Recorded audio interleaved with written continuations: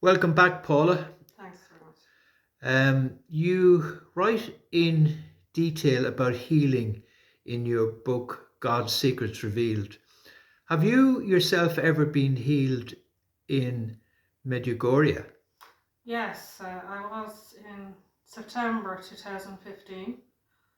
I was facing major operation and I was told I could actually bleed to death on the operating table, that my tumour was so big. I was at the surgeon actually told me my tumour was bigger than any tumour between Britain and Ireland.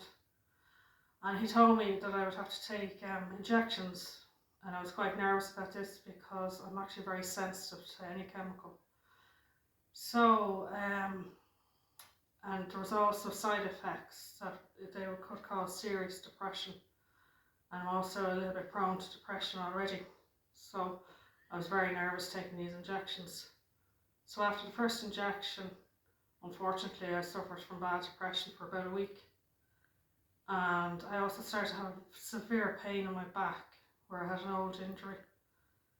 And then after the second injection I started to suffer very severe depression for about 3 weeks, and the pain in my back got even worse. So I thought I'd have to go to my GP for the pain in my back.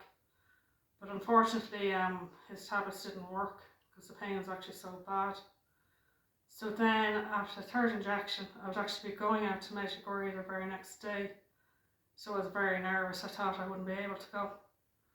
So after the third injection, the very next day, I was out in Medjugorje and it was the evening time, and it was Eucharistic adoration taking place at the back of St. James's Church. There was about 2,000 people gathered there, and I prayed to the monstrance where there was communion in the monstrance, and I begged God to heal my depression and the pain in my back because I was feeling very bad, and I didn't want the pilgrimage to be a disaster, which I thought it would be now.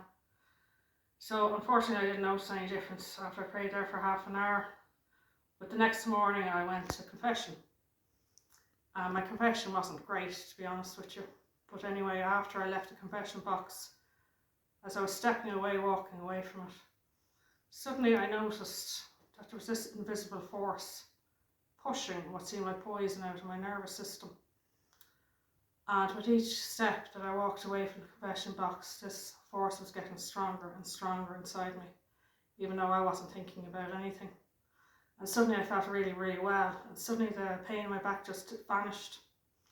And I also noticed that the tumour shrank in size, as now I had loads of flabby skin all around my body, which I didn't have before. So I realised at that point I had just been healed.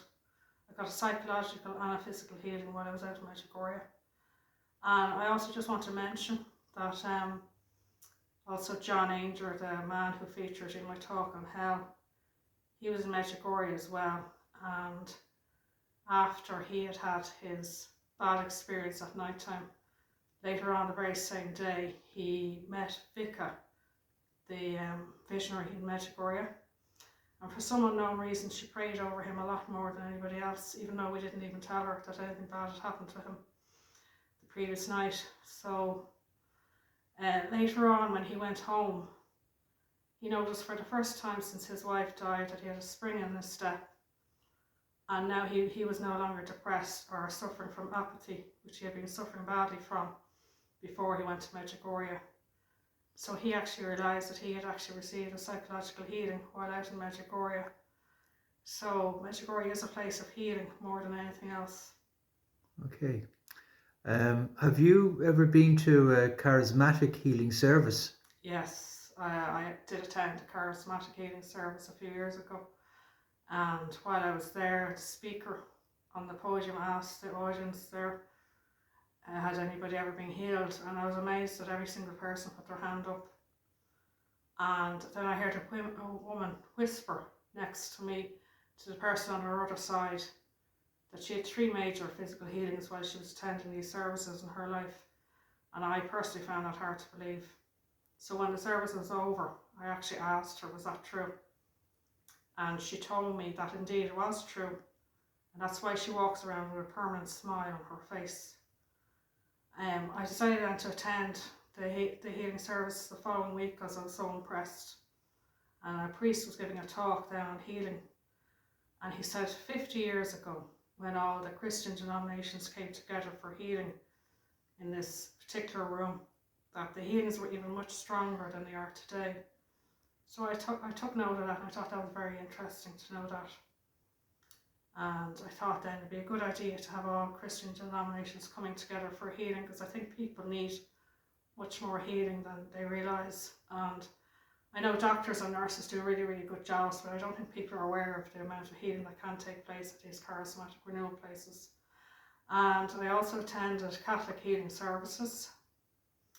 And while I was there, the talker of the night said he was actually a healer as well himself. And he said that now there's healings taking place. And I actually looked around me, and I personally couldn't see anybody being healed. There was about 200 people around me. So I actually started to get suspicious of him. I actually thought he was a fraud. So when the healing was over, I actually went outside and I started to ask people who were inside, did they ever hear of anybody who's ever been healed here? And each person that I asked told me that they personally had been healed of the physical healing while they were attending these healing services in the past. I found that interesting, and I also asked them, did they put their hand up and let the healer know that they were actually being healed? And each person that I asked said that they were actually too embarrassed even to move in their seat.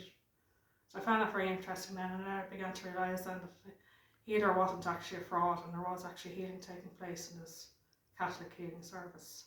That's very interesting, Paula.